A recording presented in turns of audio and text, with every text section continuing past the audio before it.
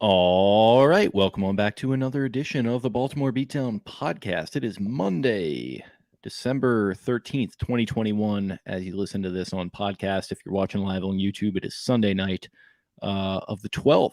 The Baltimore Ravens have dropped yet another game. It's their second in the row. I think this might be first losing streak in 2021. I could be wrong on that, but I'm pretty sure. No, you're right. Yeah, so there we go. First losing streak of the season comes as they head into the final stretch. 4 games to go. They're sitting at 8-5. They lose to the Cleveland Clowns, who are at 7-6, hanging on for dear life here in the AFC North. My name is Jake Luke. I'm joined by Spencer Nathaniel Schultz. How's it going, bud? Interesting day today. Interesting weekend overall. I am exhausted. I am exhausted from driving, had a long weekend, went to a wedding. I'm also just exhausted from freaking takes that happened on Sunday. The hilarity is truly overwhelming. The immediate reaction, the emotional drunkenness that occurs. But I'm exhausted. It was a really fun game considering the state of things. And that I was personally, in Jersey for a wedding. I was watching at a buddy's house and was watching on my laptop. He has Red Zone on his TV, just one screen set up, and he was like, "Oh, great! It's 24-3. Great. This is my life. This is what I have to look forward to. I don't even get to have any fun watching this game." And from there, it went utterly bonkers, bananas, and the Ravens made it as fun as humanly possible. So. I took my pants off at one point. It was just, getting some clothes off, feeling a little bit loose, just getting some air on myself, and I had a good time. And the Ravens came darn close to another one. So the grand irony is that they are on their first losing streak of the year, and they were maybe 3 total plays away from winning both of those games, maybe 4. Last week in Pittsburgh, they're one inch away. This week, they're maybe failed fourth down conversion. Huntley was 4-4 on fourth down, converted all fourth downs in a row during that comeback, which is fucking nuts to think about. Then, the misplay at the end where Denzel Ward comes up, makes a play on Bateman. Probably would have needed, I guess, one more completion to be in Tuckertown, Tucker range. So a lot of fun there, a lot of heartbreak again. But with the way that expectations were, considering the score of the game, considering Lamar Jackson has an ankle, and Calais Campbell goes down. There's no Marlon Humphrey, all those other guys who are already out.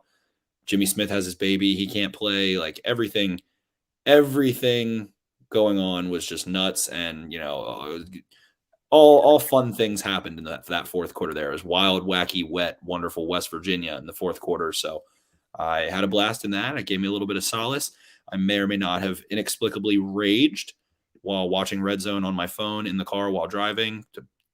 Government, don't listen to this, but I might have been in a full deep-seated like satanic voice rage screaming while idiots are trying to kill me on 95 while I'm just sitting in the left lane on cruise control, hanging out, being as safe as I could. But not to put the franchise on Front Street here, but she knows you need to be watching this game. Why is she not in the driver's seat in that situation? Blind as a bat, can't see at night. Okay, little baby. Okay, just checking.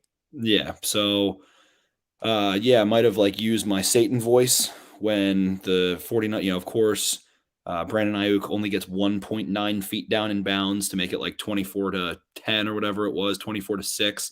And just watching both of the Bills, who are another AFC competitor that the Ravens are jockeying for positioning with ultimately, and the Bengals furiously come back and tie those games up. I was screaming, can't I just have one fucking thing?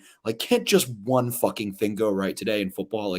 Football gods, are you just going to continue to rain hellfire upon me all goddamn day? Can I have one thing? And I got both of them. So I screamed loud enough that John Madden heard me up in the clouds and is able to give me a little bit of ump. I know John is still with us, but I do consider him the god of all football.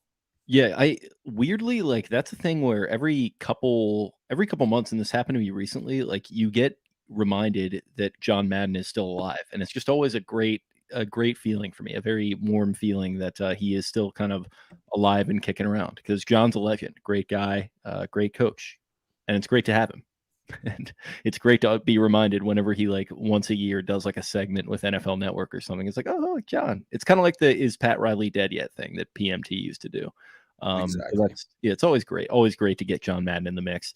But yeah, I think you kind of hit the nail on the head there as far as the larger conversation that I'm sure we're going to get into 6 ways to Sunday here is that, tough game, tough loss, tough way to lose ultimately, in that they were so freaking close. And if they had gained probably 20, 30 yards, you got to think they're winning that thing. But it doesn't hurt all that much considering the context of you're missing your quarterback, and that the rest of the AFC North, nay, the entire AFC, as you mentioned with the Bills there, cannot stop pissing down their own leg when they get a chance to kind of get into the catbird seat here. Conversation we were having after the law, walking into the locker room and singing Big Trust, and they're tweeting about, do we have your attention now? It's like, okay, well, this is nice for you to get into the driver's seat here, but it's not so much fun driving, as you well know. You learned in the last couple hours, and as they learned immediately following that game, and as they learned again today, because they, for all intents and purposes, have shown that they do not want to be in the driver's seat, nor do these other AFC North teams who have shown it in other times, and that includes the Ravens to an extent. I think it kind of did today, but ultimately they're at 8-5. They're still a game clear of these other outfits, and we're going to see what happens down the stretch of the season, the quarter pole, as it were. I like outfits to refer to the rest of the teams in the AFC North from now on. Like this is like the Eastern European militaries, like the small nations battling each other, like the Slavias and the Croatias and teams like that. That's how I like to think of this AFC North. There's a lot of movement going on out that way right now. You'd be wise to watch the choke points if you're if you're a fan of the free world. But continue. It's just an absolute 7-ring shit show in the AFC North. The Steelers PP down their leg, the Browns PP down their leg against the Ravens team that has every 15 players missing after having 2 weeks to prepare for them. Everything going on, just truly wacky through and through. We got Big Bob up in here too. Roberto, what's going on? Bob A. But make a little comment on the hair there, I see, which yeah, why don't you just keep trying to turn that knife inside of Jake, Bobby? Yeah, I mean, Jake's cut looks good. All right, leave my guy alone. Listen, it hurts. All right, it hurts, and I'm not going to pretend that it doesn't. The best way to get through a situation like that, which we're of course referring to friend of the show Pete Gilbert, who's coming in with an absolute unnecessary shot on the hair situation between the two of us. We know yours is better. We all know it. It didn't need to be said, and now it's out there. But you know what? It's okay. We'll live and move on. We'll take our L's. We'll keep walking. We are one podcast, one hair, one brain, one mind. So you're just insulting the both of us. That's true. And it where I kind of felt I got looped into a ricochet shot there is that you were tweeting about me getting verified and followed by Patrick Queen, and then out of the goodness of my heart, I go. Speaking of John Madden playing God. Yeah, exactly. Well, the best way to get a first down is to advance the ball past the sticks. But yeah, like out of the kindness of my heart, I tweet from the podcast account at Patrick Queen to unblock you. Not only does he unblock you, but he follows you as well after following me. So, I was just in an altruistic mood, making things happen, being a kingmaker. And then Mr. Gilbert just comes in with a sniper rifle and just absolutely plants me on my ass. So, tough scene for me there.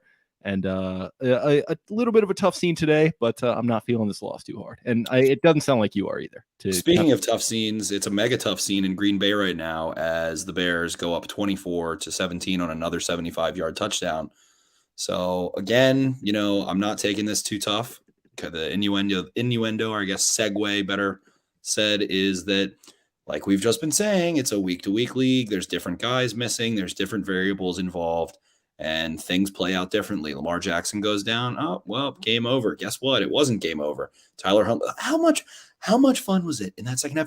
Justin Tucker freaking pings one, freaking Call of Duty snipes the fullback, and Chuck Clark gets the ball back because, of course, Chuck Clark never does anything but play special teams and play every single defensive snap because he's the most Iron Man, 1,000-mile marathon running Raven in the last 5 years. So it's been so much fun to watch. They have had 5 fourth quarter comeback wins this year, and they've lost back-to-back games at the end of the fourth quarter after storming back.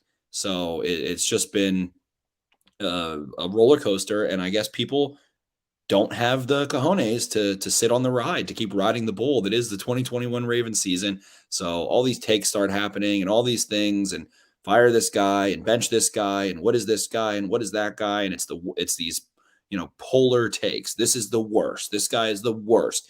This guy should never play again. This guy should never this, that, the other, bing bang boom, bing bong, everything going on possible. It's just like, as soon as it was 10-0, I think I tweeted, I was like, here we go again. It's going to be a day on in-game Ravens Twitter today.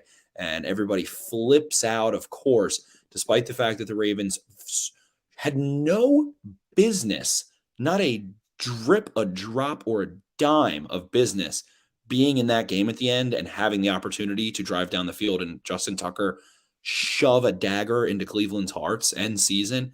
But they did, because crazy shit was going on. And it's like, we can't just appreciate it. And, the last play doesn't work. So we're going to do this whole thing again where the last play didn't work out well for the second straight week. So now we have to rip everyone apart, and it's this person's fault or that person's fault or this, that, as if Denzel Ward didn't go make a play, as if the Ravens had any business being there. They recovered a fucking onside kick. And then it's like, Greg Roman's fault. Blah, blah, blah, blah. So like all of those things, it's just like exhausting. And at this point, I had someone saying, I don't even read the full tweet. I was just like laughing at the fact that Greg Roman has a hot read in this route, the very thing that the guys that everybody loves to praise, Steve Smith and Dan Orlovsky, and these fucking guys make these videos. Kurt Warner, who, by the way, has maybe the worst movie of all time, it looks like, coming out very soon here. So shout out to Kurt Warner as well. I will watch that movie, and I'll probably like it. But I'm sure you will. Warner makes those. JT O'Sullivan and all these former NFL players. Where are the hot routes? Where is the quick read? Why is no one ready? Why are they running routes so deep? And it's like the most ironic thing in the world that it is a one-step bullet slant, and then Denzel Ward made a play. And it's just like they did what they were supposed to do. They did the thing that they haven't done, and it didn't turn out well still. And that's what we said last week. This sport is a fickle bitch. It is going to spit on you when you're down, and it will give you your highest highs when it's up. And that's the nature of the beast. But entering week 14, they're in first place still. You got Rashad Bateman going for 100. You got Mark Andrews playing like freaking Hades with his hair on fire, dragging 4 defenders down the sideline, down 24-6, and then gutturally screaming on the sideline like Hollywood Brown stealing balls away from people. And they had it right there. Like Tyler Huntley, kind of has this propensity to sail balls a little bit. He had Marquise Brown twice for a touchdown. On that final drive before the 4th down play, Marquise Brown beat his man down the sideline. I think Huntley kind of has, maybe this is just dumb take, but has a little trouble throwing the deep balls to his right side for some reason. Seems like we've seen it like over and over. And sorry to cut you off, but we have seen that over and over from him. But like people were calling that first down shot a wasted play. He had 3 steps. If Huntley puts that remotely where it needs to be, we've seen Marquise dive for balls like that before. Like exactly, he would have laid out like he did in Denver. If he could have, he would have. So they had those all there. So it's just it's frustrating. It's tough. Again, I've already stood on the soapbox and said, you're not going to win every game, but God, can we not just appreciate how fun that was? Even though that, you're a fan of the Ravens and they're on the losing side, can you at least have a little fun? I think a lot of people have actually started to have fun. I think so too.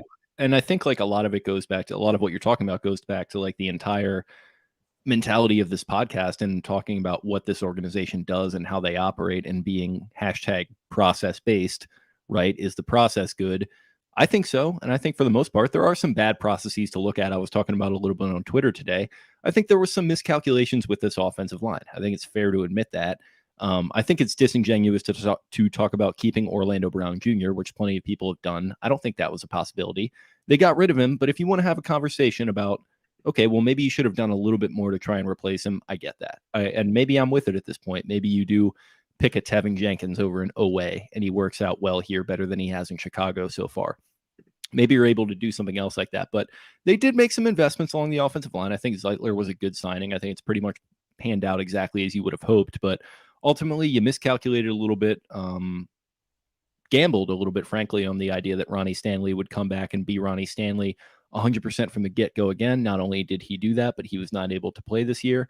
I think he really didn't have much behind him, and that creates kind of a domino effect where you have to move Villanueva over, and then that puts McCary and Tyree Phillips and guys that frankly just shouldn't be in this spot into action, and that just completely handcuffs, handicaps, whatever you want to call it, the rest of your offense in so many ways. And I mean, you could paper over that when Lamar wasn't as shell-shocked as he ultimately wound up being, when it's early in the season and you can kind of just air it out to some of these wide receivers that you did invest in and you did do a good job in that category. And if we think back to the offseason, what was everyone bitching and moaning about, frankly, myself included? Wide receiver, offensive playmaker. Got to get more exciting, got to get more dynamic through the air. Number 32 passing offense, even though that was a stupid argument to begin with. He had to get better there. They went out and they did that. DaCosta prioritized it. We flipped out at him, a lot of people, when he talked about the quite insulting thing with the young receivers. Well, he fixed the wide receiver room, and you know what? It came at expense of other spots, as did other moves that he made. But I think ultimately it kind of just shows that going all in on one position necessarily can prove to be costly. And I don't even think he necessarily did that, but it speaks to, I think, just a little bit of a team building miscalculation. And if you want to like go around and play the blame game, I'm not one of those people that does that, but if you want to do that, that's fine. But just recognize when the process is good, and maybe the results are not good, but just recognize when the process is good. And for your own mental health as a fan, recognize the fact that this is an organization that does not default to fire this guy that's going to fix everything. In fact, they don't do that pretty much exclusively, and I think they're probably better for it. So that's kind of my rant on that. And who fires everyone all the time and never has any continuity and never makes playoffs? Yeah, exactly. The Brownies would be one example. And who these people talking about shut it down, try and, lose and get a better draft pick. Who did that a couple years ago? This very team that we just played today in the Ravens versus the Browns. And the Browns, they are one of the most talented teams in the league. They are 7-6 and fighting for their lives in the wild card playoff spot. And part of that, in my opinion, probably has to go to the fact that this was an organization and a culture. And I like Kevin Stefanski and what they've got going on there to an extent right now. But this was a culture that was built on tanking, on the idea of losing games, on the idea of we're just going to get the draft pick. Well, ultimately, that's going to catch up to you. It certainly is, but there's just so many positives. Good Lord, Khalil Herbert is just absolutely wrecking the Packers right now. But it is, and there's just so many good aspects of this team and the team building and everything. They talk about next man up, but it's truly been insane. I thought there were some interesting situations today. Chris Westry was at the crux of some plays. I think that, he had some tough calls, some things that didn't go his way. He got beat a couple times here and there. He gets his pinky broken, comes back in, made some huge tackles on Nick Chubb. The Ravens have somehow just managed to, no matter what, absolutely bottle the fucking piss out of whoever tries to run the ball on them. Jonathan Taylor, they held to 50 yards rushing. Nick Chubb had maybe 65 yards a day, 55 yards, something of that nature. And then 20 yards the last time they played. So they've been wrecking shop in that sense. This defense only gives up 17 points today without Marlon Humphrey. Calais Campbell goes down early in the game. He's missed some time lately here too. No Derek Wolfe, no LJ Fort. Malik Harrison was someone that they were really counting on this year, and he ended up having that unfortunate situation where he gets struck by a stray bullet. Thankfully, he's okay and everything. But, they bring Josh Bynes back in. Deshaun Elliott is gone. Jimmy Smith isn't there. Like, the only group that has not gone one bit healthy in that defense is like the edge room, which was supposed to be like the most uncertain one that everyone was most panicked about. So I really don't think this defense is in a bad place despite all of that, which I think is super impressive. And really at this point, I in the entire roster, Devontae Freeman's done a nice job. Mark Andrews has really held down the tight end room. The receivers look good. The interior offensive lineman, Ben Powers, hasn't been great, but I'd say that Bozeman and Zeitler are both pretty solid. Their only real weakness is, Lamar going down changes things a little bit. We'll see what happens with Huntley is like a full starter here for at least a couple weeks probably. But it's just those damn tackles, man. They are so handicapped by having to play against a TJ Watt and then a Myles Garrett and Jadeveon Clowney. And I think Alex Highsmith's a really good player too. Next week, they're going to be playing against Rashawn Gary and Preston Smith, and we'll see whatever is happening with Zadarius Smith. I think he's still on IR at this point and hasn't been activated, but they've really, just been handcuffing this offense so much as a quarterback when you know you're going to get pressured. Alejandro Villanueva, I think he's had some nice moments and a couple nice games, but holy shit, he's just been getting rocked at this point. And not And only the amount that, of penalties that he commits is nuts. yeah, exactly. It's not only that he's not a good enough player at this point, it is the penalties, it is the subtraction from the offense that he is bringing that is just killing them. Like, I mean, they make one positive play, up, hold. Guess what? Alejandro Villanueva yet again, false starts, all this shit. It's just like it's adding up so much, and that really is what kills you. Penalties, turnovers, and sacks ultimately are what kill you in games. And it is unfortunate that you lose it by 3. And I know the Ravens had a couple swings go their way in terms of luck. I think the onside kick mostly so, but you talk about 2 fumbles by Huntley. I mean, one of them was his fault. The one they were in Cleveland's territory where he's scrambling around a little bit. He could have protected the ball a little bit better. The other one, Villanueva just gets absolutely put into a multicolored, multi-tiered clown suit by Myles Garrett. And Huntley has the ball punched out, not his fault at all. I believe Garrett is the one who picks it up, takes it into the end zone for a touchdown. That proves to be the difference in score. That's what kills you. And it's really unfortunate, but it does kind of speak to the idea of what we've been talking about how there is no quick fix in season. Unfortunately, it's just not going to happen this year on the offensive line. And that is sort of the nadir of what we've been talking about with this team for the past couple of weeks. Right. Well, I mean, at the same time, Villanueva is going to keep playing left tackle probably, but being able to see McCary come back to play right tackle with his hand, I don't know what his hand injury is exactly. I think I heard it was stepped on. I don't recall. Does that ring a bell to you? I don't know what the hand injury is. Didn't see anything on that. I think it said it was stepped on. So I don't know exactly what the hand injury is. I imagine it's pretty damn bad if you can't even club it up. But with a guy like McCary who has shorter arms, I think that does come into play with needing to be able to have some grip there and things like that. But right. Tyree Phillips just not a tackle, and I truly do feel bad for him. I think he has a lot of potential to be a decent quality starting guard. I think that he works really well downhill. I think he's good in a phone booth. He's a finisher. He has really good hand strikes and placement stuff, but his feet just aren't there. He didn't work out at tackle this offseason, really, all those things. And he's just getting beat like a drum late in the game as well. So and then they don't have Ricard and they don't have Boyle and, Tomlinson's done a nice job, but it's just, golly, if it wasn't for this tackle situation, if it wasn't for the curse over Orlando Brown's desire to play left tackle, which, that's his own journey, his own life. But man, having to replace both him and Ronnie Stanley in the same season when you expected to have Stanley, and then just the irony of having McCary be so kind of shockingly effective at right tackle for the first kind of half of this season or so. And then he gets hurt again a second time after coming back from the ankle and he was returning to solid play. It's just like that, and the injuries to the cornerback room, which they've somehow managed to survive this. Like these 2 rooms are just absolutely cursed right now. So I think, again, you got to do everything the cornerback room. I don't even know what to say. Like, what, you can't fault them for anything. Marcus Peters. I mean, listen, shout out to Averett getting that interception and turning the game back into the Ravens' favor. It looks like it was really going to get out of hand there, and he makes a nice play on that miscommunication and gets him right back into it. So. He had some squeaky WD-40 hips on that play too. He got speed turned by Landry. Looked like Landry was trying to set up this elaborate corner post comeback, whatever. That was such a long developing route, and Averett speed turn, flipped his hips back around, and then swiveled a third time there. And he definitely has made himself some money. I'd say that the 2 guys who have made themselves a lot of money this year are Anthony Averett and Tyler Huntley. So those 2 guys definitely made some plays. Averett had some really nice tackles in this one. It was fun to watch. Fun to watch Averett, fun to watch Huntley. But, it's just these damn freaking tackles and the situation that they have where you go from having essentially 2 all-pro caliber players there, or at least like Pro Bowl level players there, to a guard playing tackle with probably the slowest feet of any starting tackle in the NFL. And then the anomaly that is Alejandro Villanueva, the 6'9" skinny guy who just gets bull rushed and, is like, I don't even know what to say about him. It's gotten out of hand.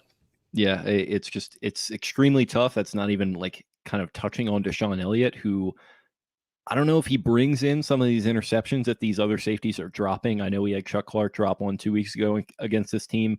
You had Brandon Stevens just absolutely hot potatoing one today where he gets the first ball, I think, pretty much literally thrown right to him, pops up into the air, and then he kind of tries to make like a diving second effort at it. Also very catchable, just can't haul that in. So that's a turnover that just can't be pulled in. And it just sort of speaks to the youth and inexperience in some spots where you thought that they were going to be extremely solid, like safety, like cornerback, like we've been talking about. And it feels like a wash. It's hard to evaluate this team in some spots. It's just like, man, this isn't NFL caliber play, let alone like the back half of a roster type stuff. This is not like NFL caliber stuff, looking particularly at the offensive line, but like they're just, they just feel lost in some spots. But ultimately, I guess like we're talking a little bit negatively. I mean, shit, man, like they were, like we've been saying, a couple plays away from winning this thing. So if the Browns are going to be like the team that's sort of on the charge here in the AFC North, and the Bengals, who let one slip through their fingers against Jimmy GQ and the boys there in Cincinnati, color me not so impressed, if we're being honest. And then there's whatever the hell the Steelers are, but yeah, forget about them. All right, John Wayne and Marshall Johnston and the boys. I think the villain forgets about John Wayne. Usually comes back to bite him. That's all. Yeah, listen, I'm sure I will, and I'm sure he'll be coming into Armadillo and the Okie Dokie Corral with that 6-shooter ready to save the day and then ride off into the sunset with a nice lady. But it just I'm done with it. I hate it. I hated it.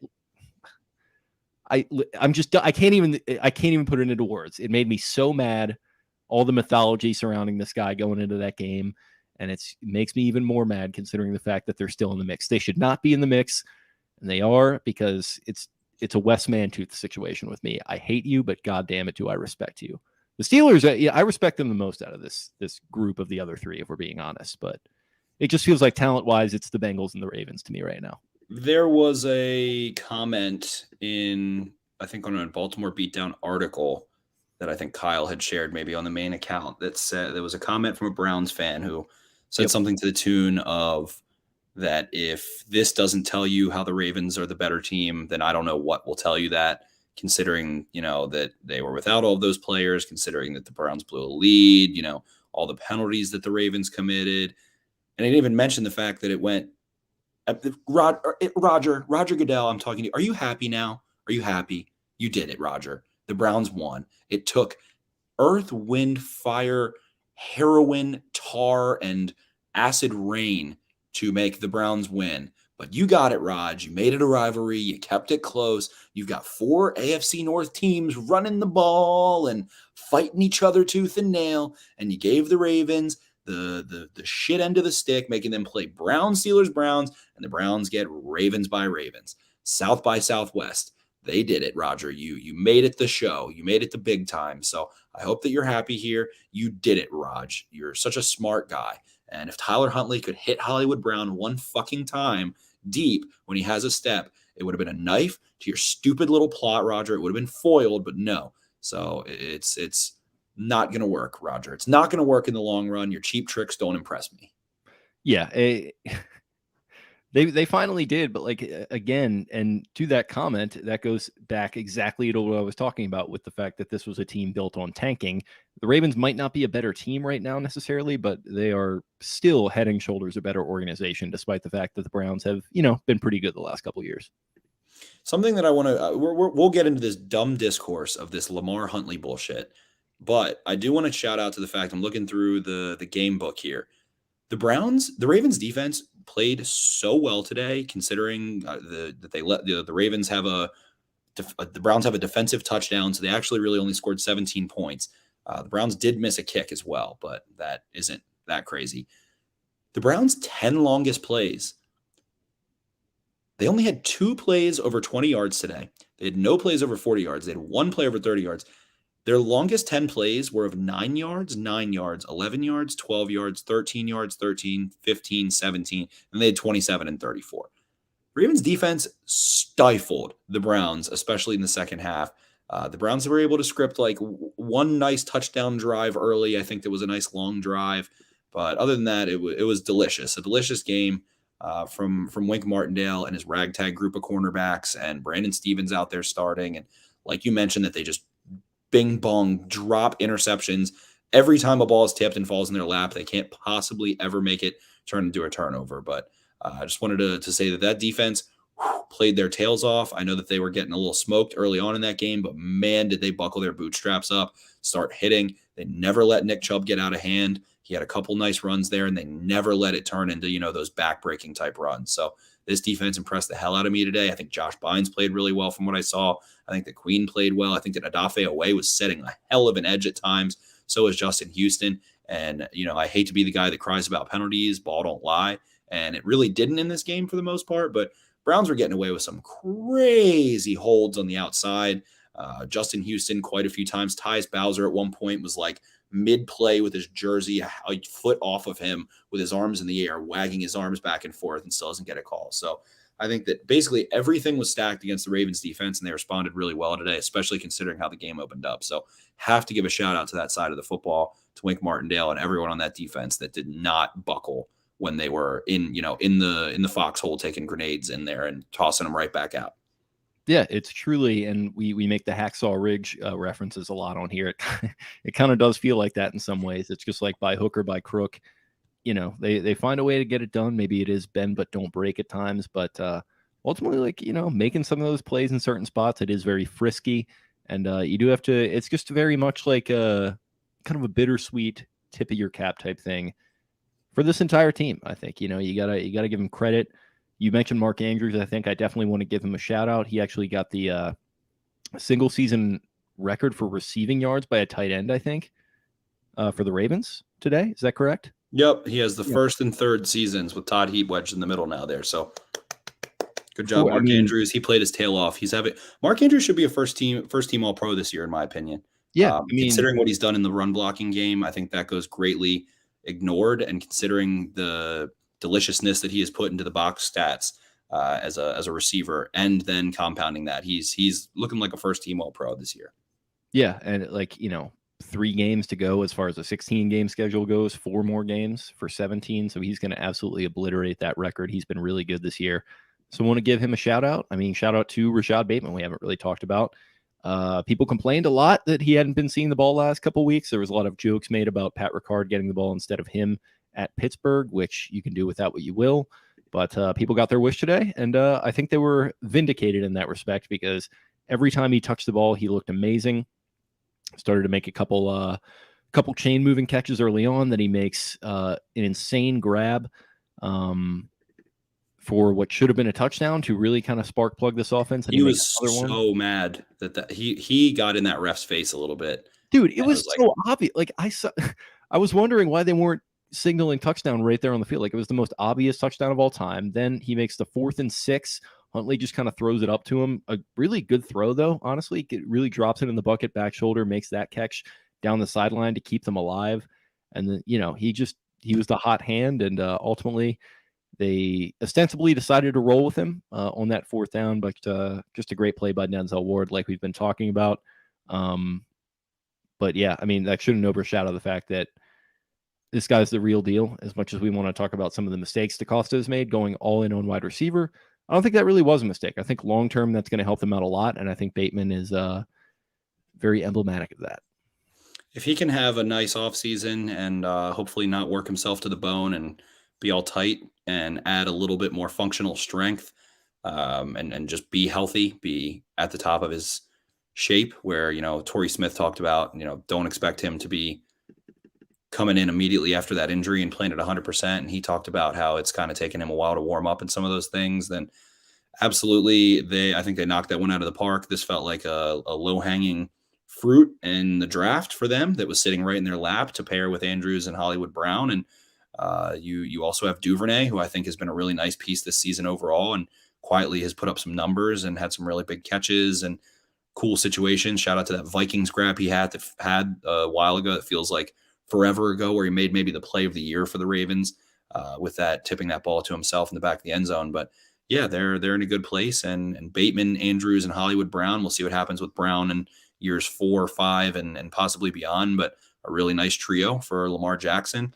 and you're going to get hopefully Gus Edwards and or J.K. Dobbins back, and that's all organic. You don't have to go out of pocket for any of that right now. So offensively, Bozeman is a free agent. I think you want to lock that up. Don't think you want to open yourself up to more turmoil. And if there is any sort of God, then Ronnie Stanley can come back and be a quality football player again, not just for us, but for him more so, and more importantly, because he's a great guy. He deserves it. And he's done everything he can to hang in there with this team. It kills him to be out. So hopefully you're talking about, figuring out left guard a little better, and maybe that's Ben Cleveland, and then finding a right tackle. And we'll get into all that in the offseason. But I think the prospects moving forward, while injuries do happen, and it's always fun to think everything's going to be perfect on paper until these injuries pile up. But it looks like they're in a pretty good situation moving forward. Definitely. Anything else before we jump into questions? No, let's just jump into these questions. I'm sure all of the crazy stuff is in there. It wasn't too crazy from what I saw at first blush here. I did kind of qualify it like, hey guys, we're probably going to talk a little bit about Greg Roman. We're probably going to talk about the injury. So let's be a little more tactical here. And I think they took my advice and ran with it. So Lance Reyes, very tactical. How's life? Is his question. Life is good. Life is good. Shout out to my close personal friend, Marlon Humphrey. Life is good. He hit us with another, what's coffee going to do for a guy like me? A little bit of a remix, though. He said, what is coffee going to do for a guy like me, in response to a tweet by his sister talking about Starbucks. So that was nice to see, and I just wanted to shout that out. Don't ever drink coffee, Marlo. It's bad for the soul. Yeah. Adam Gardner, our boy. What NFL wide receiver would you guys compare Bateman to the most? Like his style of play, so impressed with him. I like Diggs, I think, a little bit. He just has a unique body type. It's like, I know these sound ridiculous, but Diggs and like a little Devontae Adams in there. I think Devontae Adams, he truly does remind me of. And if you go back and look at Devontae Adams, kind of what he showcased as a rookie, it was really special. And I think that the takeaway from Tyler Huntley, and we'll get into that Huntley discourse, I'm sure, through this mailbag, but and I see Ridley here in the comments. I think he's a little stronger than Ridley. I think he plays a little bit more aggression than Ridley. He kind of, I get some Debo vibes when he's got the ball in his hands. Like he's a little more violent than I was expecting. Yeah, he's angry. He can go pluck the ball. He plays like that with that aggressive mentality, that my ball mentality, and he's shifty and he's got a little bit of strength to him. So I think a little Devontae Adams. That's the one that I see. Devontae's a little bit taller, but Bateman's got really long arms. So that's what I see a bit. But just has to. I think he has to gain a little bit more even functional strength. I think feels pretty weak right now, and today was the first day that he really started to feel strong again. There's a lot of there was and still is a lot of Keenan Allen talk. I think Keenan Allen just looks so much bigger in his uniform. Maybe they measure up similarly, but I just think Keenan's like over 2 inches taller, I think. Yeah, I think there is a size difference there, but that's not any sort of slight against Bateman. I think he gets everything that he can out of his size. He's really impressed so far, obviously. Yeah, and I think in terms of Huntley, throw it up, man. Lamar, when you come back, you got to throw that thing up to him. He'll go make a play for you. You can trust him to go attack. He is not going to let a DB outwork him. Not saying every time you throw it up to him that, there aren't going to be interceptions, but that's part of his skill set. That's part of what made him a first-round receiver. So Lamar being kind of unwilling to toss up those 50-50 balls and let him make a play, that's why he was a guy who was picked in the first round and why people had a first-round grade on him, because he can outclass people at the catch point. Yeah, it seems like there's going to be interceptions this year either way. So just fuck it, throw it up. Throw it up. Cody, playoff chances are starting to slip. Lost 4 of 7. How we feeling, boys? Same. Look around the division, man. I mean, the Steelers lost. They're 6-1. Like I said, the Browns basically had to pull out all the stops and still almost blew this game. They didn't even cover after being favorites. So they tried to lose this one. They tried their hardest. Baker screaming at people on the sideline for whatever reason when they have a lead, and they don't have Conklin, and Kareem Hunt is now hurt as well, and they still play some pretty intense teams. So I'd say the only team that I really fear is the Bengals. I think they're the most balanced. They can run the ball. They can throw the ball. Their run defense is all right. Their pass defense is all right as a whole, very generally speaking. So good Lord, A.J. Dillon, that's a big man. That is a big man. But yeah, I still feel pretty good. I mean, I don't know. I think these Ravens are frisky. I think that John Harbaugh is a hell of a football coach and that they're still in a good spot. Even without Lamar, they might be able to steal a game here. And I think they're perfectly going to have to beat the Steelers to make the playoffs in Week 18. I think that's how it's going to turn out. Yeah, it's not any kind of like delusion of grandeur or statement on the Ravens like being a great Super Bowl team to say that I'm also like fairly confident that they can steer their ship home and make it into the playoffs, in some fashion or another. Like I said, the AFC North continues to piss down their leg, and they've got two important AFC North games remaining on the schedule at Cincy, who just dropped a game at home today, as we saw, and home to the Steelers, who I am so tired of. So you got that going on, and then two difficult NFC games, but they're both at home, so who knows what can happen. And none of the teams in the AFC North play a game on their schedule against the team that currently has a losing record. So it's all tough games for all of them, and someone's going to make it. The Ravens are 8-5, so they still have the best shot there, I think. And we've seen this Rams team look pretty beatable. We've seen all these teams look beatable. So it's week to week. We're going to have to monitor injuries and weather and shit like that, and all these variables that make it fun. So it's going to be an interesting time, and I think that it's just going to all come down to Week 18 against the Steelers. And the first Week 18, of course, the Ravens and the Steelers is the last meeting of Ben Roethlisberger in Baltimore, probably pending some weird playoff hijinks. Or if Ben just comes back for one more year, Ben. But yeah, so exciting things ahead. Feeling good, feeling excited. I've if nothing else, man, like how many Raven seasons have we watched? I've watched 20 Raven seasons now in my life. Like this is a fun one. I'm having fun. These games are fun. Every week it comes down to the wire. It is fun to watch. Yeah, that's probably a perfect summation of why it's hard to like really freak out. They're fun to watch. They're frisky. They're getting the most out of their talent, which they are talent poor in a lot of important spots. So that's impressive, and we'll see what happens. But I'm really not down in the dumps like some other fans seem to be. I feel like it's not as much of a fever pitch as it was last week. I think after Lamar went out, the fact that they showed some fight, I think people are a little bit higher on this team right now than they were after the loss at Pittsburgh. But we'll see what happens, man. 8-5, top of the division. Ravens fan 101. It kind of sounds like your alter ego a little bit. Ravens fan 101. What changed to get the offense going in the second half? And do you think Huntley could be a starter in the future elsewhere in the league?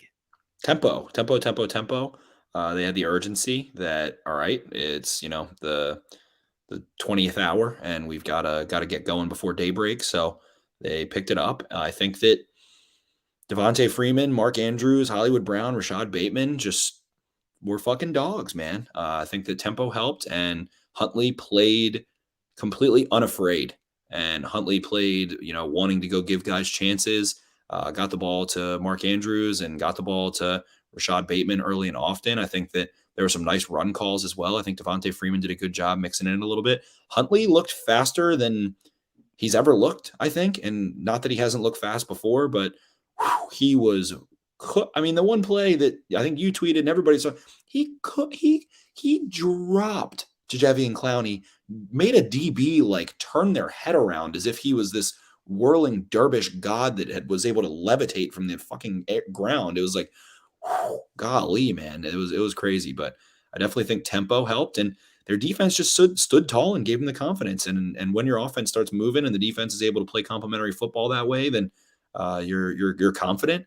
And the Browns also are just kind of like mediocre as hell, in my opinion. So they definitely weren't helping themselves. Baker getting all pissy didn't help, and Broderick Washington absolutely ass blasted him into the earth and like almost ended his life. And they were just playing not to lose a little bit there in the second half. So it was two idyllic polar opposites of playing not to lose versus playing without fear. So I think looking at this comment and looking what you're talking about and what we've been talking about the last couple of weeks. So Prospects Providence says, I don't get why we basically have to throw out the first quarter every game with this offense. And that loops into the conversation of why does it take them so long to get going? Well, if you think about the early going in the game, you talk about scripting plays, you talk about thinking things through, you talk about sort of trying to settle into a rhythm that has decidedly proven itself not to be a strength with this team. And like we've talked about, when you're not talented, or not as talented as you should be in certain spots, that can make it harder to do that kind of stuff. And that can make it harder to play within a structure, I think. So when you start to freewheel a little bit and you start to tap into that subconscious, that's where it gets a little bit easier.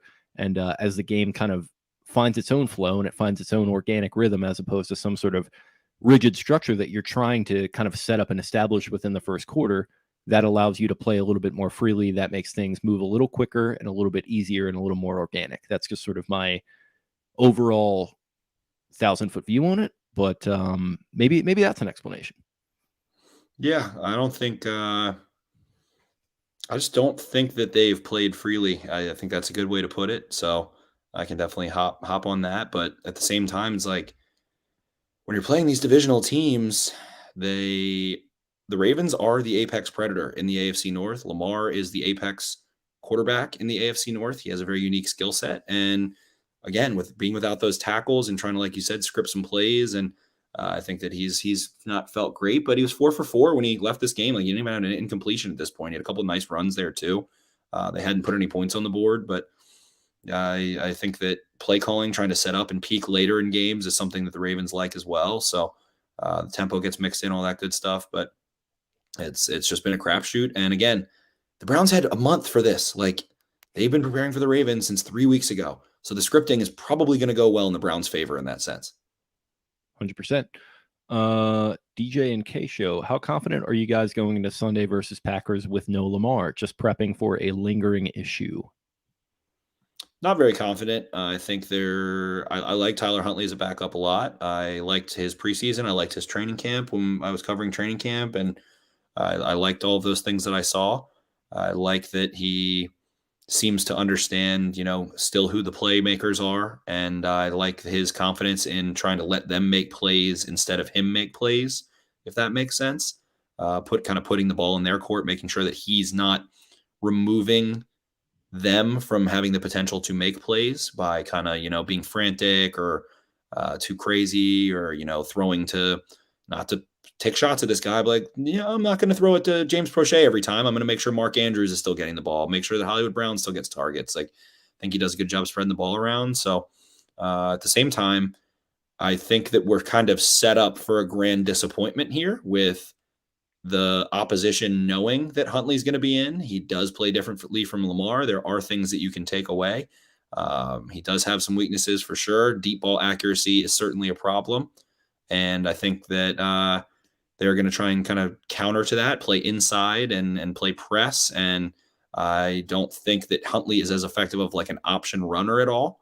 I think he does a nice job on scrambles and when he has space and things of that nature. But I think we're unfortunately set up for a very disappointing game from Mr. Huntley in this case, where the Packers might be able to tee off a little bit more than people are expecting after Huntley's had, a good performance today. But at the same time, there was some luck involved. They get the onside kick back, and we're probably talking about a different game if not. There was something else I was going to bring up. Oh, the Bears game. Like, they only scored 16 points in that game against a, not great Bears team. So expecting all right, yeah, Huntley is, going to do this, going to do that. When you put any backup quarterback in that's competent enough, it's always a monkey wrench. I'll say that until the day I die. When you all of a sudden have Tua come in against the Ravens, or you all of a sudden have who is the other backup quarterback? Andy Dalton. I mean, the Ravens are experts at doing this. Exactly. Andy Dalton comes in, and immediately it's a completely different offense. And I think that there are elements that are different in this offense still when Tyler Huntley comes in, and different aspects of the run game and things. But I think Tyler Huntley got underestimated a little bit, and you expect him to make mistakes, and he does a good job, not turning the football over in the air, at least. He's kind of kept the ball out of harm's way in that sense, even though he runs around with the ball like it's a piece of shit in his hand that he doesn't want to be touching sometimes.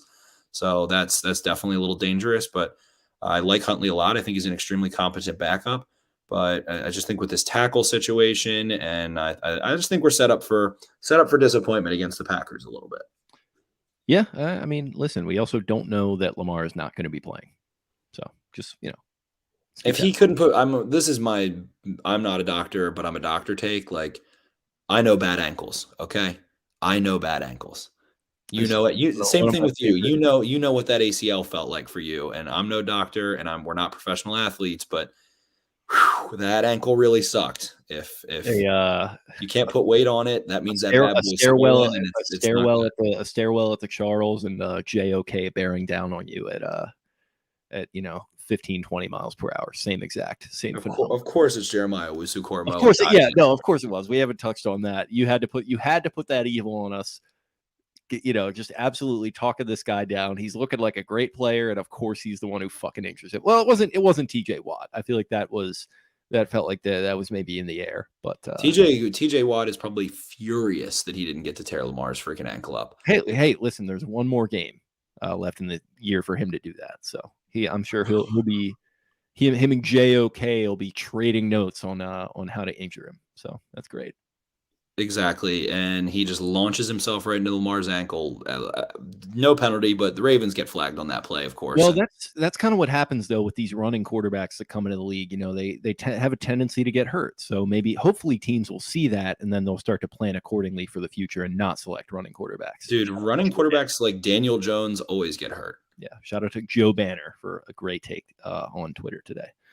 No one would ever say that about Josh Allen either. That's the irony of it. No one would ever. Josh Allen has Josh Allen was running more rushing touchdowns than Lamar Jackson in his career, and no one would ever say that about Josh Allen. Nope, and he was running all over the Buccaneers today, and there were no concerns about that, no worries there. But Lamar Jackson gets hurt on a passing play, and we have to bring that up. Shove it, Joe Banner. Baltimore Beatdown podcast memes. Do you guys think that there's anything within their control to prevent this injury bug from doing the same next year? Also, do you believe Lamar Jackson will have trouble reverting back to his poise in the pocket and decision-making once the O-line is healthier?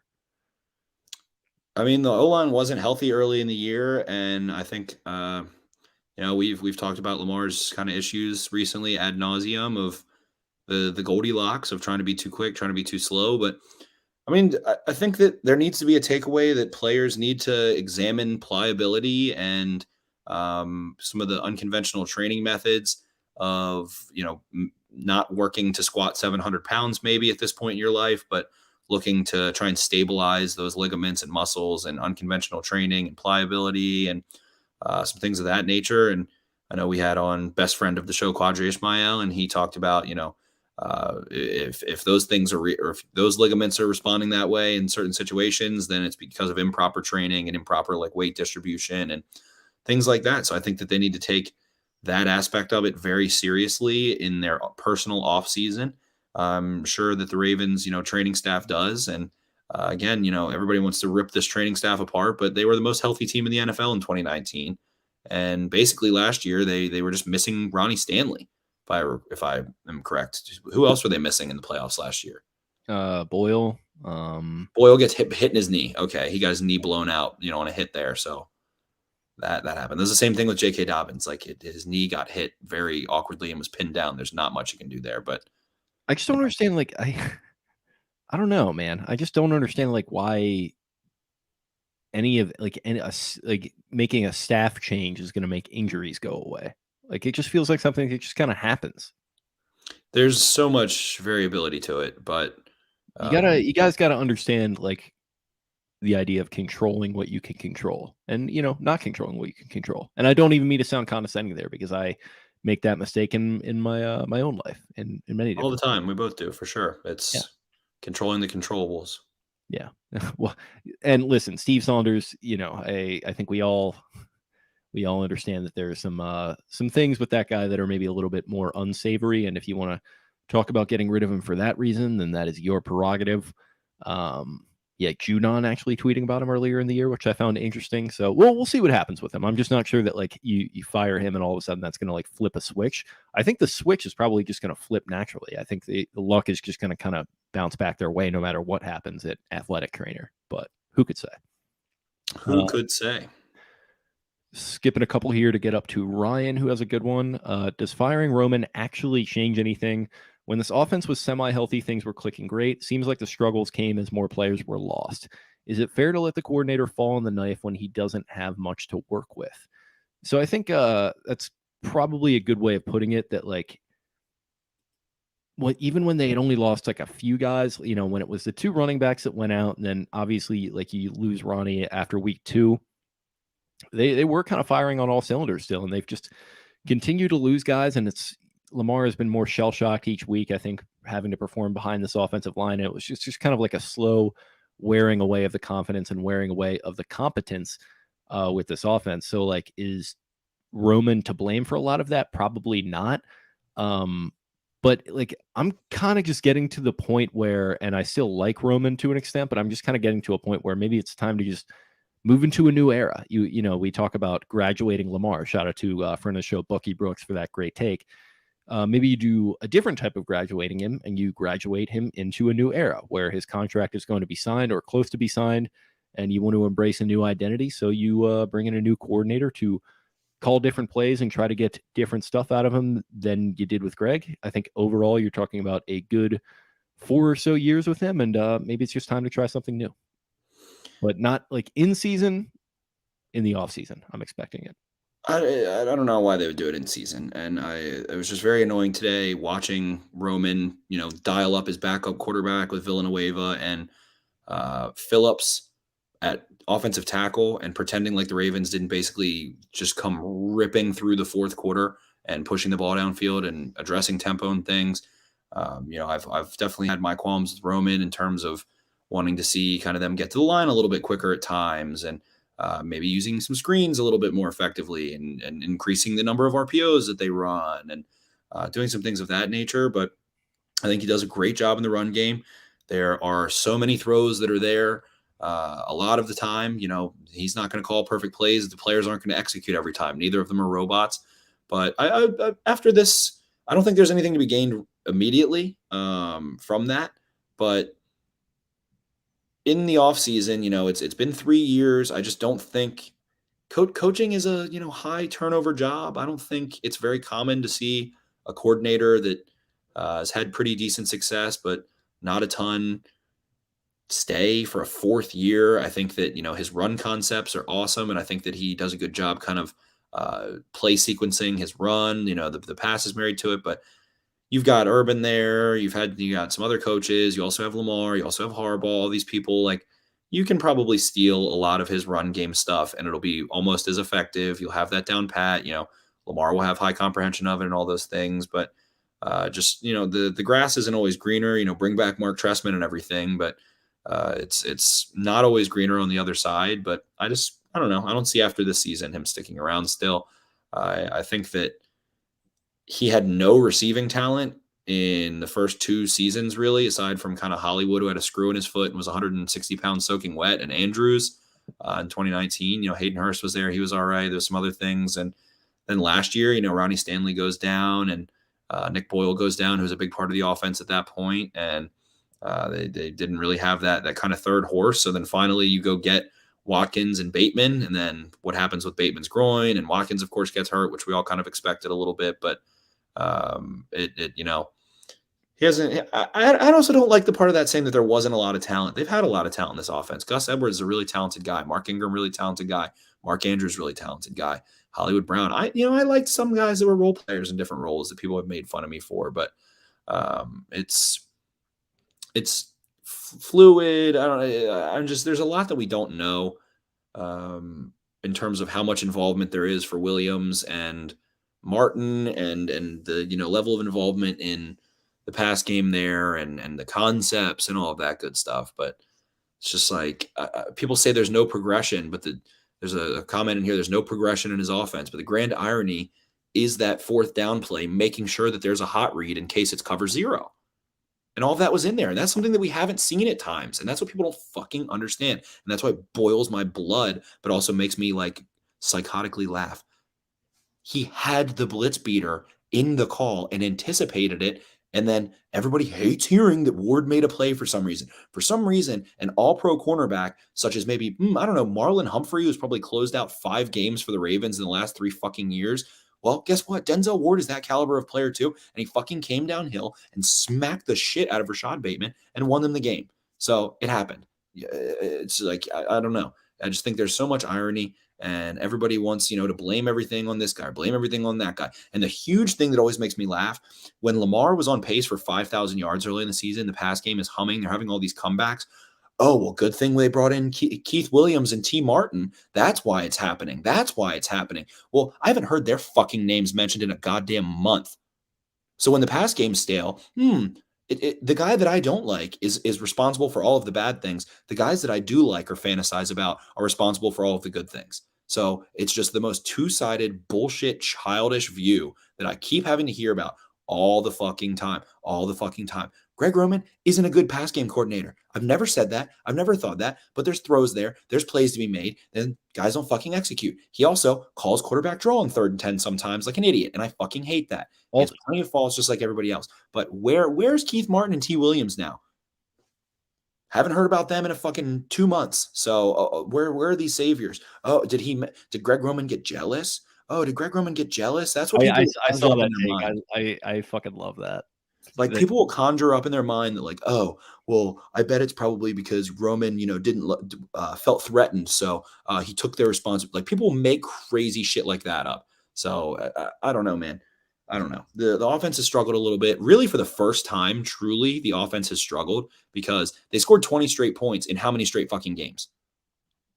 And so finally, for the first time, it struggled a little bit when you have 2 dog shit tackles and your receivers are getting banged up a little bit. And freaking Lamar Jackson is playing like crap and leaving throws there that I'm highlighting weekly. And people are finally kind of realizing a little bit, but it's just that default back to blame the coach, blame the nameless, faceless entity that sits up in the box. I hate him. He's this old white man with nice facial hair, like all of these boxes he checks. And it's like, oh, well, it's not the player's fault. I have a Lamar Jackson jersey. I'm a Lamar Jackson fan, so it's not his fault. It's that big dickhead up in the box that I never see, and he doesn't really tell me that much and all of that stuff. So is Greg Roman great? Not really right now, not at all. Is he a good pass game coordinator? Fuck no. He's probably one of the 10 or 15 worst in the NFL at best. But at the same time, they've been successful. And he just had Tyler Huntley, Alejandro Villanueva, and Tyree Phillips have a storm back comeback where they had 5 scoring drives this game. And his backup quarterback comes in the middle of the game with Myles Garrett running around like a goddamn banshee and lead scoring drives. Who was calling the plays? And one play doesn't work at the end of the game, as I said, that has a blitz beater in it. And then bam, all of a sudden it's all there. It's all there again. So it's just obnoxious. I'm blocking people in mass at this point because there's no conversation to be had. It's all debate and argument. And I'm so tired of that in our society. I'm so tired of that in politics. And I fucking am so tired of it in stupid football. It's just a game that I happen to love very much. Go off, King. Yeah, like it's just a thing where like if you want to have the discussion, have the discussion. Like I think we're both at a point where we're like, you know what, this is not it's not looking great. And like he's not perfect. I think we've kind of always thought that he's not perfect necessarily, but I think we've liked what he's brought to the table. I think on balance, it's been a good experience with him. And I think ultimately, like just think critically about it. Like if you're gonna bring complaints, if you're gonna have questions about what's going on, why did he do this, that's fine, but think critically, maybe apply a little scientific method, take a look at what is actually going on and try to make a determination, as opposed to just basically going into it with a bias, going into it with a prior and saying, this guy's the problem. This didn't go the way that I wanted it to go, so I'm going to blame this guy that I thought was the problem initially.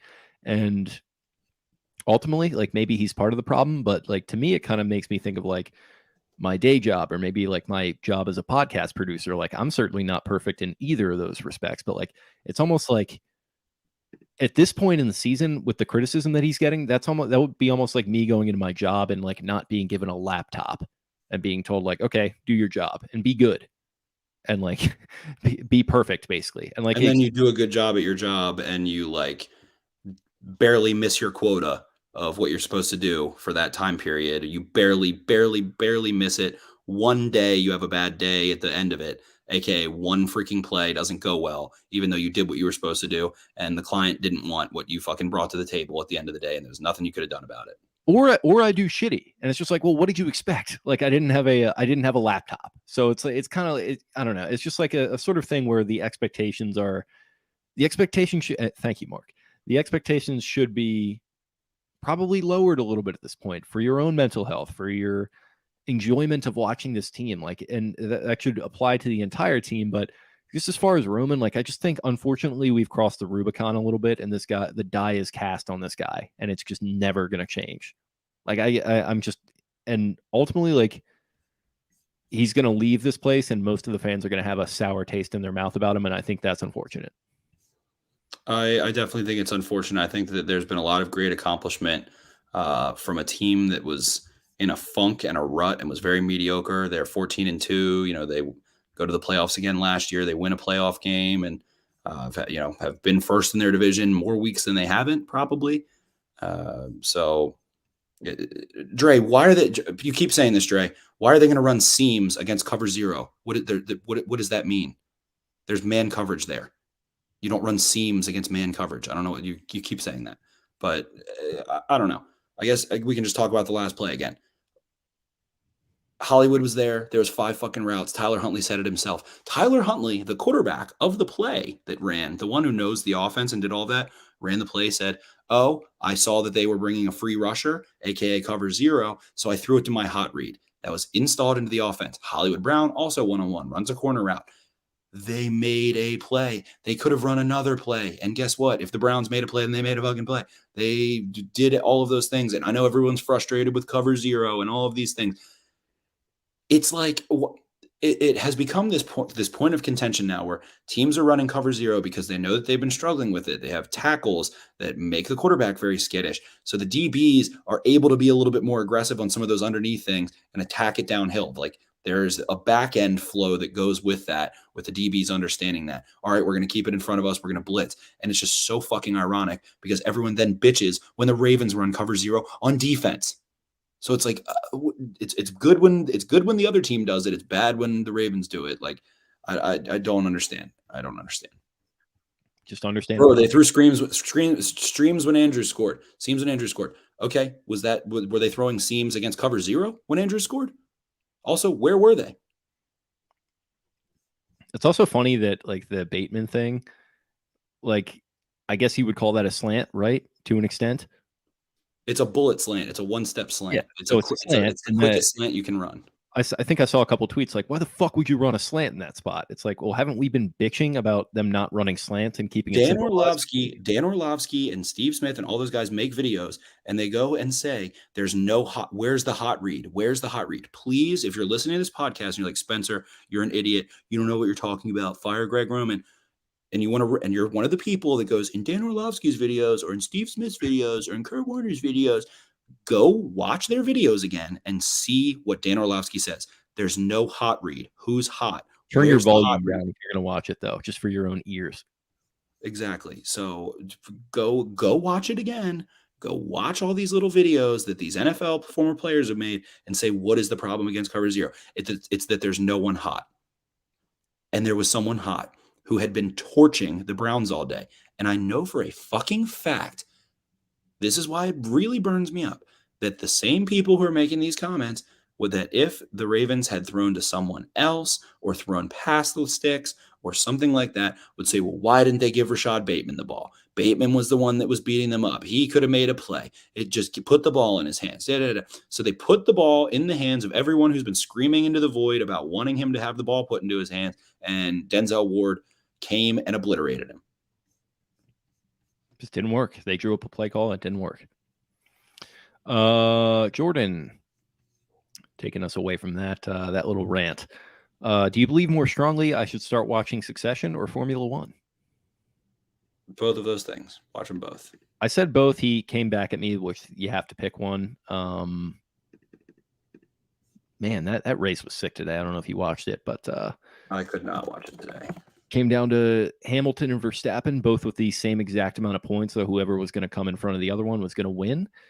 Gets to the end. There's a safety car with like a couple laps to go. And Hamilton's out in front. Verstappen is a couple lapped cars behind. They let the lapped cars go through. And it comes down to literally the last lap, just both of them one-on-one. And Verstappen outguns him and wins it. So one of the best sporting events I've seen all year. So I would recommend I know Jordan's a soccer guy, so F1, it kind of compares to that a little bit. You wake up on a Saturday or Sunday morning and you get going a little bit watching it, so that's great. I think he's also talked about Succession a little bit and how he doesn't want to watch a show with bad people. Like, buddy, I know you're a big Seinfeld fan, so like let's maybe calm down with that a little bit. They're both good. You should watch them both, and I'm not going to decide. It's not for me to decide. It's for you to decide. Then he follows up with a football question. How likely is it that they trade Huntley to someone who is serious about trying him as a starter next year? I don't think that's going to happen. I just feel like there's not that many like quarterback openings right now. I feel like most teams in the league are sold on who they have at quarterback, whether correctly or not, which is kind of a far cry from where we were even like 5-10 years ago. Let's just, I mean, Huntley's great. I enjoyed watching him. I think he's a great backup. Let's see what he does against Green Bay, and then see if we're still like thinking that he's going to get a first-round pick in return or something, or if someone's going to start him. Like, unless you want to go full Seahawks, Matt Flynn, then I don't know. Just pump the brakes a little bit. Huntley played really well today. He had a big drive against the Bears. He's done some great things. He's a nice backup, but like, he's probably not. I would say the most similar player to Huntley is probably like Taylor Heineke in terms of like talent and ability and skill. And it's like he could maybe win you some games or like start here and there, but it's like it's not going to be some franchise guy. So let's just pump the brakes on a little bit. Hopefully he does well the next couple of weeks, but I think just pump the brakes. He reminds me a lot of like a twitched up Tyrod. Really strong arm, but like not super accurate deep down the field in certain spots. Athletic, can make a lot of plays, fun, not super like not exactly what you're looking for size wise, but man, he's just like the perfect backup for the Ravens right now. Let's keep him here. Stewart, no question. Just want to say thanks for being sane voices in what can be quite a volatile space in the fan base, especially after losses. Feels game day Twitter during game Twitter and like immediately after is just like people get jacked up. Yeah, we know firsthand what that's like. And he finishes out with, feels like a lot of fans lose perspective of what this team has to fight against this season. I'm damn proud of the team and coaches. Yeah, for sure. Agreed. John Harbaugh is like I guess the Ravens' worst loss of the year was to the Dolphins, 22-10. And like that game the Dolphins scored there at the end, but like that one even came down to the wire. So that's your worst loss of the year is by 12 points. I mean, that's a very basic kind of meta take, but he's keeping them close. And if you go look at people that are maybe a little bit more removed from this team and what they think about John Harbaugh right now, even after today, like especially after today, to be honest, then I think that's a little bit sobering for people who have a lot of takes about this coaching staff or whatever or anything, because Harbaugh is doing a kick-ass job. I think, and a lot of people are like very down on Eric DeCosta right now. I think that this is showing Eric DeCosta has the ability to get some NFL caliber players that are like fifth on the depth chart and are able to get coached up then by Wink and John Harbaugh and all these position coaches and guys like that, and able to go be in a spot to go win games like that and drag some things out. So very impressed with this coaching staff. Very impressed with a lot of the depth players. Like I said, Chris Westry had a little bit of a rough game at times today with some calls and some things like that, but also made some plays. So watching them kind of go grab him for pretty much nothing, have him go through training camp, and then him being forced to play and making some plays is just like really, really crazy to watch. Yeah, I think it's interesting. Like people are kind of pointing to his draft record for EDC, and I kind of get that, but like 2019, you get Hollywood. He's probably the only player of note, but like that's one really good starter, which is kind of all you can hope for in some of these drafts. Then you look at 2020, a little bit more of a depth draft. You get, Patrick Queen, J.K. Dobbins, Malik Harrison, Devin Duvernay. These are all like players caliber, like Devin Duvernay, starting caliber slot. J.K. Dobbins was legitimately like a top 5 running back last year, top 5 or 10 running back last year. And Pat Queen, who people have been down on, but man, oh man, has he been stepping up. Yeah, like just a lot of really solid guys out of that draft. I mean, this 2021 is looking really good with Owe, Bateman. Owe was a really controversial pick. Yeah, 100%. And like has immediately paid dividends. Right. And he's playing a role that I don't think we necessarily would have even expected, but it's a good one where he's just kind of being a solid down to down player. I mean, Brandon Stevens is starting, and like he's had some poor moments, but he's definitely made a lot of plays as well. He's better than I would have expected. I mean, I remember when they made that pick and we looked at each other like, I don't even know who this guy is. So that's turned out to be a gamble that I think is paying off to an extent. So the drafting record, like I think people expect so much out of the draft, and we kind of have to remember that you're really looking at like 1 starter, 2 starters at best on average as far as these things go. But sometimes you get like an Aussie 2018 where it just completely flips the entire trajectory of your franchise. But that's kind of much more the exception to the rule. But overall, I think EDC has done a very good job. So I think we can probably calm down with some of the criticisms. I did bring up earlier in the show the miscalculation on the O-line. I think that goes back to him, but just like we saw with the wide receivers, I think when he sees that this team has a problem position that needs to be fixed, he's going to do what he has to do to get it fixed. Mitchell White. Not a question, but watching Brashad Perriman make a play to boost the Ravens' playoff hopes brought a smile to my face. NFL really is ironic at times. Me too. That's the beauty of it. Let's see. I'm trying to avoid some of the redundant ones. Tevin Jenkins, 2 holding calls tonight. So there we go there. Listen, he might have been a good pick had he come here. Who knows? Listen, it's just the sliding doors of the NFL. But yep, that's pretty much all of them as I scroll to the top here. Thanks everyone for shooting in your questions. Sorry if we didn't get to them. I'm trying to like filter through them a little better so we can avoid some redundancies and kind of keep the show on track. But I was waiting for you to see that. Do the just kind of do the Kieran Cole. I love Romulus as well. Shifting around in the seat like, oh fuck, and it's just like, here's a picture of my dick. I guess I don't know. Yeah, it's just like, here it is. Do something about it. Well, we run every important newspaper in the world, son. So yes, I think we invented the fucking words. That was all. Fuck off. That was all time. Can't wait to watch that. Hour and 16 in. So I think that's pretty much all we've got. We've covered the game in recap fashion, and then we went through all the listener questions. I think this was good. I think therapy session is maybe getting a little overused with some of these recap shows that we're doing, especially given that there's only been 5 losses this year. But another good venting session. And they're still in sole possession of first place in their division. Sole possession, 4 games to go. This is if you think this has been tough, you got to strap on a helmet because it's far from over. So the boys are going to be buzzing. Current, just general buzzing in my head thoughts as we end the show. Ravens will win 1 or 2 more games. They will make the wild card. The Bengals will win the division. Lamar will come back and absolutely beat the snot out of the Steelers in Week 18, if not before. And I think we see the Ravens win 1 more playoff game this year in everyone's face. And that's my current stupid fan psyche. Yeah, that sounds about right. And I abstain from predictions with this team. I'm done. I will still predict every game. Therapists aren't as nice as you think, Mark. Have you seen The Sopranos? Yeah, that's actually you got to be careful with some of them. Some of them will be, just right along the ride with you there. But yeah, I abstain from predicting what's going to happen. I abstain. Well, on that note, I wash my hands of it, but they're going to go 2-2 down the stretch. 2-2 down the stretch, baby. That's what we live for. Anything else before we get rolling? Feed Rashad Bateman, no matter what. I mean, I've kind of felt a little.